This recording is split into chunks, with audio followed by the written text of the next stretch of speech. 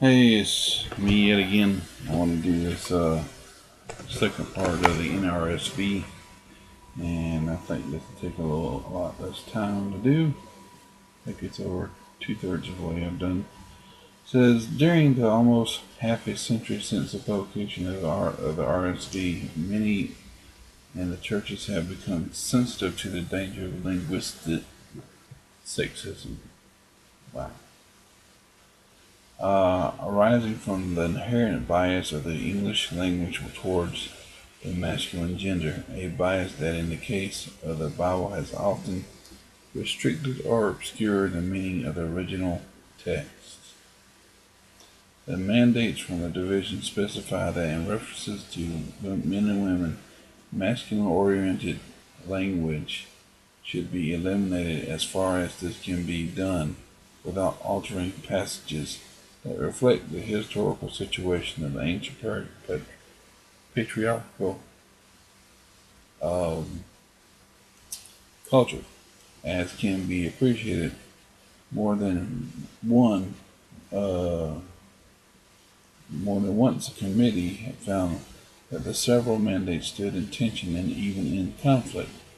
The various concerns had to be balanced case by case in order to provide a faithful and acceptable rendering without using contrived English. Only very occasionally has the pronoun he or him been retained in passages. Oh my gosh, it's just another way of saying that gender orientations. That's all that is, just an excuse. Where the reference may have been to a woman as well as to a man, for example, several legal texts in Leviticus and Deuteronomy. In such instances of formal legal language, there are options of either putting the passage in the plural or of introducing additional nouns to avoid masculine pronouns in English seemed to the committee to obscure the historic structure and literary character of the original. In the vast majority of cases, however, inclusiveness has been attained by simple rephrasing or by introducing plural forms, when this does not distort the meaning of the passage. Of course, in narrative and in parable, no attempt was made to generalize the sex of individual persons. Another aspect of style will be detected by readers who compare the more stately English rendering of the Old Testament with the less formal rendering adopted for the New Testament. For example, the traditional distinction between shall and will in English has been retained in the Old Testament as appropriate in rendering a document that embodies what may be termed the classic form of Hebrew, while the New Testament, the abandonment of such distinctions and the usage of the future tense in the English reflects the more colloquial nature of the Koine Greek used by most New Testament authors, except when they are quoting the Old Testament. Careful readers will notice that here and there in the Old Testament, the word Lord, or in certain cases God, is printed in capital letters. Okay. This represents the traditional manner in the English versions of rendering the divine name the Tetragrammaton. See the notes of Exodus 3:14 and 15. Following a precedent of the ancient Greek and Latin translators, the long established practice of the reading of the Hebrew scriptures in the synagogue. While it is almost, if not quite certain, that the name was originally pronounced Yahweh, this pronunciation was not indicated with the Masoret's added vowel, when the Masoret's added vowel sounds to the consonantal Hebrew text, to the four consonants YHWH of the name, which had come to be regarded as too sacred to be pronounced. They attached vowel signs indicating that in its place should be read the Hebrew word Adonai, meaning Lord, or Elohim, meaning God. Ancient Greek translators employed the word Kyrios, Lord, for the name.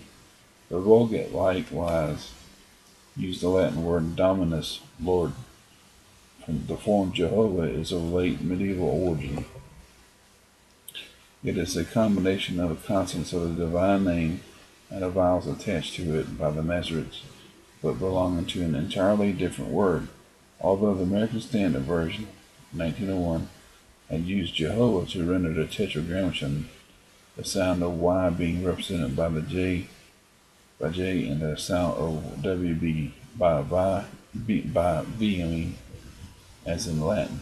For two reasons, the committees that produced the RSV and the NRSV returned to the more familiar usage of the King James Version. Now, this is basically the same preface as the new Revised Version. It's it's probably a little bit of things changed up. Anyway, the word Jehovah does not accurately represent any form of the name either used in Hebrew. The use of any proper name for the one and only God, as thought there were of other gods from whom the true God had to be distinguished, began to be discontinued in Judaism before the Christian era, and is inappropriate for the universal faith of the Christian Church. Alright, I'm getting frustrated. Reading the same thing over again that I read yesterday, basically. It will be seen that in the Psalms and in their other prayers addressed to God, the archaic second person singular, let's make sure the camera's on, singular pronouns, thee, thou, thine, and verb forms, art, hast, hadst, are no longer used. Although some readers may regret this change, it should be pointed out that in the original languages neither the Old Testament nor the New makes any linguistic distinction between addressing a human being and addressing the deity. Furthermore, in the tradition of the King James Version, here we go, back to the King James Version, one will not expect to find the use of capital letters for pronouns that refer to the deity. Let's see here. Such capitalization is an unnecessary innovation that has only recently been introduced into a few English translations of the Bible. Finally, we have left to the discretion of the licensed publishers such matters as section headings, cross-references, and clues to the pronunciation of proper names. This new version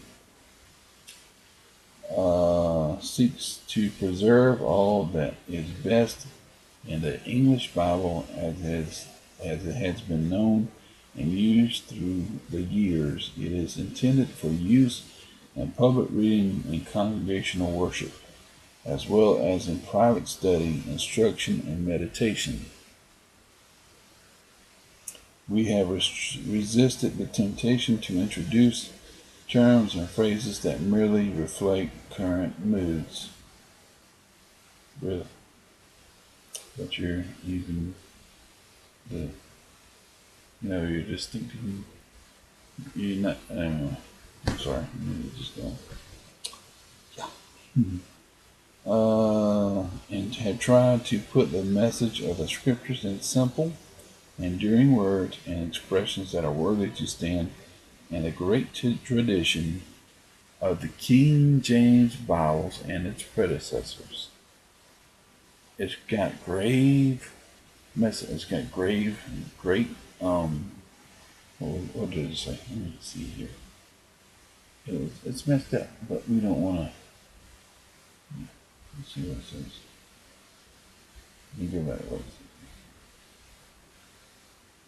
Okay.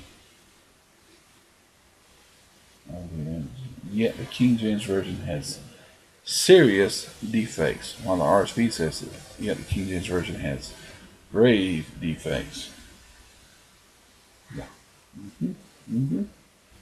See how hypocritical that is? Let's see here. Where was that? Yep. In traditional Judaism and Christianity, the Bible has been more than a historical document to be preserved or a classic of literature to be cherished and admired. It is recognized as the unique record of God's dealings with people over the ages.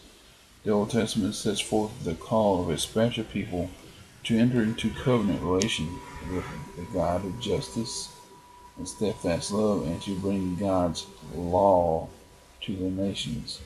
The New Testament records the life and work of Jesus Christ, the one in whom the Word became flesh, as well as describes the rise and spread of the early Christian church. The Bible carries its full message not to those who regard it simply as a noble literary heritage of the past or who wish to use it to enhance political purposes and advance otherwise desirable goals, but to all persons and communities who read it so that they may discern and understand what God is saying to them. That message must not be disguised in phrases that are no longer clear or hidden under words that have changed or lost their meaning. No, they didn't change or lose their meaning just because they were words. They changed and lost their meanings because people did it. People made it happen. People changed it. People took away their meanings. It must be presented in language that is direct and plain and meaningful to people today. It is the hope and prayer of the translators that this version of the Bible may continue to hold a large place in congregational life and to speak to all readers, young and old alike, helping them to understand and believe and respond to its message. For the committee, Bruce M. Metzger. And that concludes the reading of the New Revised Standard Version. I believe it was put out in 1989. Finished in 1989. So there we go. And next up will be the English Standard Version. You have a great day. God bless you. A great evening, wherever it might be in your place and time or country. Hopefully, more people will watch this and more people will be informed as to the preface, to the Bibles that were put out, as opposing or as to, relating to the Authorized version, that being the King James. Thank you. God bless. Appreciate you watching.